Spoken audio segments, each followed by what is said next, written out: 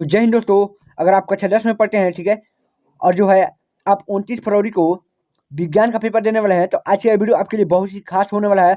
दोस्तों आज आपके लिए हम लेकर आ चुके हैं कक्षा 10 विज्ञान का 2023 का जो है बोर्ड पेपर। और ये जो बोर्ड पेपर है इसका कोड है 824 EJ, ठीक है। ये कोड वाला जो पेपर है ये लगभग बहुत सारे जिलों में बनता है, ठीक है। तो आप इस वीडियो को अंत तक देखिएगा। तो चलिए वीडियो को शुरू करते हैं। दोस्तों यहाँ पर जो आपको समय मिलेंगे वो पूरे 3 घंटे आपको 15 मिनट मिलेंगे, और जो पूर्णांक होगा वो आपका 70 का पूर्णांक होगा, ठीक है।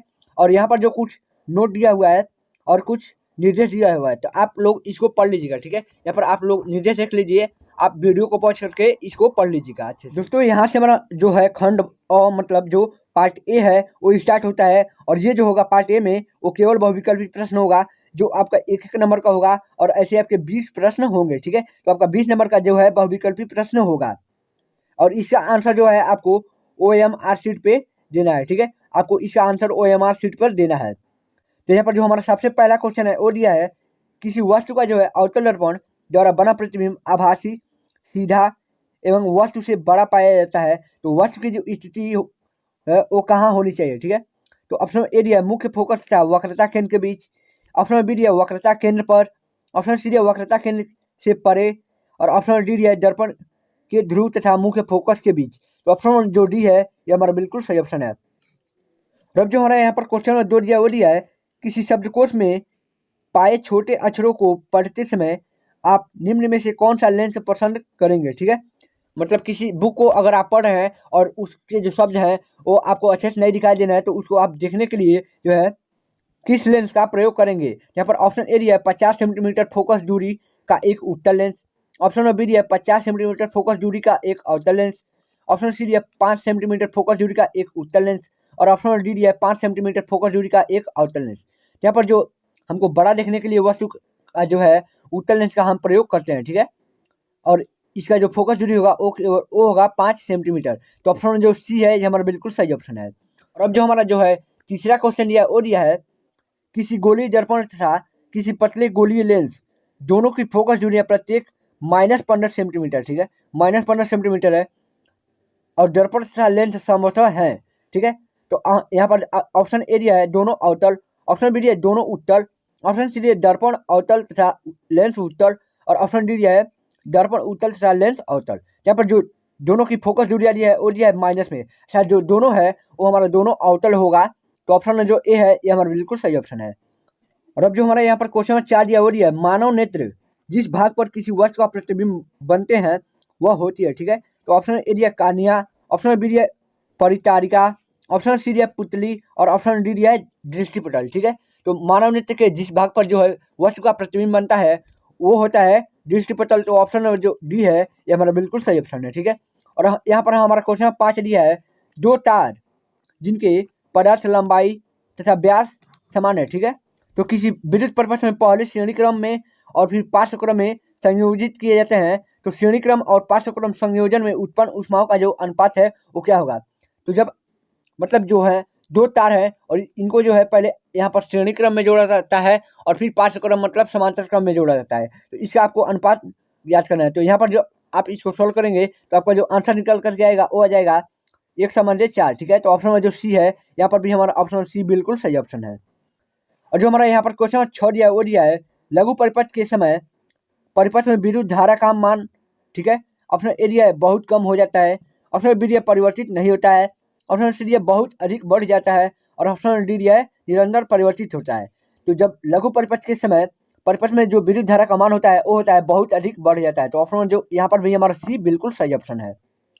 और जो हमारा क्वेश्चन 7 दिया वो दिया है, विद्युत धारा उत्पन्न करने की युक्ति को कहते हैं, ठीक है। मतलब जो विद्युत धारा उत्पन्न करने की मशीन है उसको हम क्या कहते हैं। ऑप्शन ए दिया जनित्र, ऑप्शन बी दिया गैल्वेनोमीटर, ऑप्शन सी दिया एमीटर, और ऑप्शन डी दिया है मोटर। तो जो विद्युत धारा उत्पन्न करने की युक्ति है उसको हम लोग कहते हैं जनित्र, मतलब जो है जिसको हम साधारण भाषा में जनरेटर कहते हैं, ठीक है। तो इसे हम जनित्र कहते हैं। ऑप्शन ए हमारा बिल्कुल सही ऑप्शन है। और जो हमारा क्वेश्चन 8 दिया वो दिया एंटीमनी है, ठीक है। एंटीमनी क्या है, ये एक उपधातु है। और जो क्वेश्चन 9 दिया वो दिया है लेड नाइट्रेट का रासायनिक सूत्र है। यहाँ पर जो लेड नाइट्रेट रासायनिक सूत्र है वो है PbNO3 का होल ट्वाइस। तो ऑप्शन जो बी है ये हमारा बिल्कुल सही ऑप्शन है।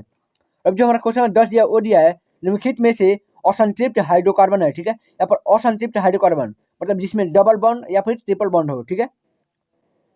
यहाँ पर देखिए ये C2H6 ये हमारा एथेन है, तो इसमें नहीं है। यहाँ पर C2H4 इसमें जो है हमारा डबल बॉन्ड होगा, ठीक है। तो ये जो है हमारा ऑप्शन बी है, ये हमारा बिल्कुल सही ऑप्शन है।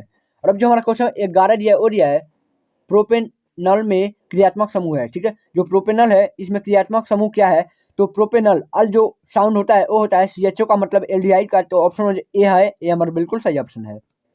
और अब जो हमारा क्वेश्चन 12 दिया है वो दिया है एसिटिक अम्ल का IUPAC नाम है, ठीक है। जो एसिटिक अम्ल होता है उसका IUPAC नाम क्या है, ठीक है। जो यहाँ पर इसका IUPAC नाम होगा वो हो जाएगा एथेनोइक अम्ल, तो ऑप्शन जो बी है ये हमारा बिल्कुल सही ऑप्शन है। और जो हमारा क्वेश्चन नंबर 13 दिया है वो दिया है एक तत्व के क्लोराइड का जो सूत्र है वो है MCl2 है, तो उसी ऑक्साइड का जो सूत्र है वो क्या होगा, तो हो जाएगा यहाँ पर हमारा MO। और जो ऑप्शन नंबर बी है ये हमारा बिल्कुल सही ऑप्शन है। और अब जो हमारा यहाँ पर क्वेश्चन नंबर 14 दिया है वो दिया है ब्रिको का कार्य होता है, ठीक है। जो ब्रिको का कार्य है वो क्या है, यहाँ पर जो ऑप्शन सी है उत्सर्जन, ये हमारा बिल्कुल सही ऑप्शन है। ब्रिको का कार्य है उत्सर्जन करना। और जो हमारा क्वेश्चन 15 दिया है वो दिया पत्तियों पर जो है कलियां विकसित होती हैं किसमें, ठीक है। ऑप्शन ए दिया है पोलिना में, ऑप्शन बी दिया आलू में, ऑप्शन सी दिया बायोफिल्म में, और ऑप्शन डी दिया इन सभी में। यहाँ पर जो बायोफिल्म है ये हमारा बिल्कुल सही ऑप्शन है। जो पत्तियों पर कलियां विकसित होती हैं वो होती हैं बायोफिल्म में। और जो हमारा क्वेश्चन 16 दिया वो दिया है अनुवांशिक विज्ञान के जनक हैं, तो अनुवांशिक विज्ञान के जो जनक हैं वो कौन है, वो है ग्रेगर जॉन मेंडल, तो ऑप्शन सी हमारा बिल्कुल सही ऑप्शन है। अब जो हमारा क्वेश्चन 17 दिया है वो दिया है दो DNA तंतु आपस में जुड़े होते हैं किस बंध के द्वारा, वो जुड़े होते हैं हाइड्रोजन बंध के द्वारा, तो ऑप्शन जो डी है ये हमारा बिल्कुल सही ऑप्शन है। जो हमारा क्वेश्चन 18 है वो दिया है मुकुलन द्वारा प्रजनन होता है, ठीक है। ये किसमें होता है, ये होता है दोस्तों हमारा हाइड्रा में, तो ऑप्शन जो ए है ये हमारा बिल्कुल सही ऑप्शन है। मुकुलन द्वारा प्रजनन हाइड्रा में होता है।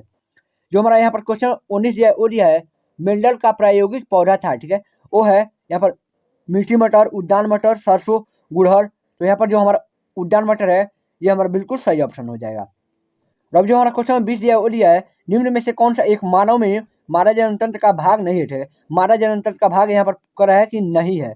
ऑप्शन ए दिया अंडाशय, ऑप्शन बी दिया गर्भाशय, ऑप्शन सी दिया शुक्रवाहिका, और ऑप्शन डी दिया है डिम्बवाहिनी। यहाँ पर जो शुक्रवाहिका है ये मादा जननतंत्र का भाग नहीं है, ये पुरुष जननतंत्र का भाग है, तो ऑप्शन जो सी है ये हमारा बिल्कुल सही ऑप्शन है। और अब हम अपने आ चुके हैं पार्ट बी अर्थात खंड ब पर, ठीक है। यहाँ पर हमारा रचनात्मक प्रश्न होगा, और ये जो प्रश्न होगा ये 50 नंबर का होगा, ठीक है, और ये लिखित होगा। यहाँ पर जो हमारा सबसे पहला क्वेश्चन है वो है किरण आरेख का उपयोग करके अवतल दर्पण द्वारा बने प्रतिबिंब की स्थिति एवं प्रकृति लिखिए। और ये जो है यहाँ पर दो क्वेश्चन है, ये आपके दो नंबर के हैं, ठीक है। यहाँ पर ए है वक्रता केंद्र और फोकस के बीच, और ऑप्शन और जो बी है वो दिया है ध्रुव और फोकस के बीच, ठीक है। तो इसका आपको आरेख खींचकर इसका जो है प्रकृति बताना है। और जो हमारा यहाँ पर क्वेश्चन दो दिया है वो दिया है 5 सेंटीमीटर लंबाई की कोई वस्तु 30 सेंटीमीटर वक्रता त्रिज्या के किसी दर्पण के सामने 20 सेंटीमीटर दूरी पर रखी गई है, तो प्रतिबिंब की स्थिति, प्रकृति तथा आकार ज्ञात करना है, ठीक है। और जो हमारा यहाँ पर क्वेश्चन 3 दिया वो दिया है किसी 4 ओम प्रतिरोधक में प्रति सेकंड 100 जूल ऊष्मापन्न हो रही है, तो प्रतिरोध के सिरों पर विभवांतर ज्ञात करना है, ठीक है। यहाँ पर आपको विभवांतर बताना है। और जो हमारा क्वेश्चन 4 दिया है वो दिया है नामांकित आरेख खींचकर किसी विद्युत गणित का जो है मूल सिद्धांत तथा कार्यविधि स्पष्ट कीजिए, इसमें वृक्षों का क्या कार्य है, ठीक है। ये आपको बताना है। अगर आप इसको नहीं करना चाहते हैं तो यहाँ पर आप ये कर सकते हैं कि विद्युत मोटर का नामांकित आरेख खींचिए और इसका सिद्धांत तथा कार्यविधि स्पष्ट कीजिए, विद्युत मोटर में विभक्त वलयों का क्या महत्व है, तो इसको आपको लिखना है। और जो हमारा यहाँ पर क्वेश्चन 5 दिया है वो दिया है निम्नलिखित यौगिकों के संरचना सूत्र लिखिए। यहाँ पर आपको संरचना सूत्र लिखना है मेथेनॉल का, प्रोपाइन का, पेंटेनोन 3 का और ब्यूटेनोन 2 का। अब जो हमारा क्वेश्चन 6 दिया वो दिया है कुछ तत्वों के परमाणु क्रमांक नीचे दिए गए हैं, ठीक है। और यहाँ पर दिया है 12, 17, 18, 20। तो ए तत्वों के नाम, ठीक है, और बी दिया आवर्त सारणी में इन तत्वों की समूह संख्या तथा आवर्त संख्या बताइए, तो इसको आपको बताना है। और जो हमारा यहाँ पर क्वेश्चन 7 दिया वो दिया है निम्नलिखित अभिक्रियाओं में से प्रत्येक के लिए संतुलित रासायनिक समीकरण लिखिए, ठीक है। और ये जो एक नंबर के होंगे और यहाँ पर ये 6 है, ठीक है, यहाँ पर 6 है, तो आपको 6 नंबर मिलेगा। अगर आप इसको नहीं करना चाहते हैं, यहाँ पर देखिए अथम लिया है निम्नलिखित पर टिप्पणी लिखिए, तो इन पर आपको टिप्पणी लिखना है। ए दिया है हाइड्रोकार्बन की दहन अभिक्रिया, ऑप्शन बी और बी दिया है कार्बनिक यौगिक में प्रतिस्थापन अभिक्रिया, और सी दिया है हाइड्रोजनीकरण में, ठीक है। तो इस पर आपको टिप्पणी लिखना है। अब जो हमारा यहाँ पर क्वेश्चन 8 दिया वो दिया है ए दिया है इसका आक्षी तथा अनाक्षी श्वसन में कोई दो अंतर लिखिए। और बी दिया है लसिका तथा रुधिर में कोई दो अंतर लिखिए।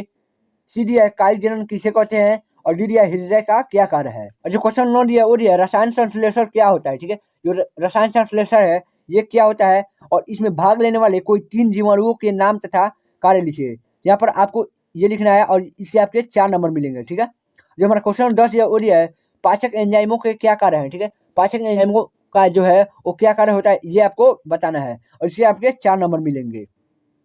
और जो यहाँ पर क्वेश्चन 11 दिया है निम्नलिखित को संक्षेप में समझाइए। ठीक है, यहाँ पर दिया है ऑप्शन ए डार्विनवाद, ऑप्शन बी दिया है लैमार्कवाद। ठीक है, तो इसको आपको संक्षेप में समझाना है, मतलब लिखना है। और इसको आप नहीं करना चाहते हैं तो अथवा दिया है पुष्प में निषेचनोपरांत होने वाले परिवर्तनों का जो है वर्णन करना है। ठीक है, तो इसका आपको आंसर लिखना है और इसमें जो आपको 6 नंबर मिलेंगे।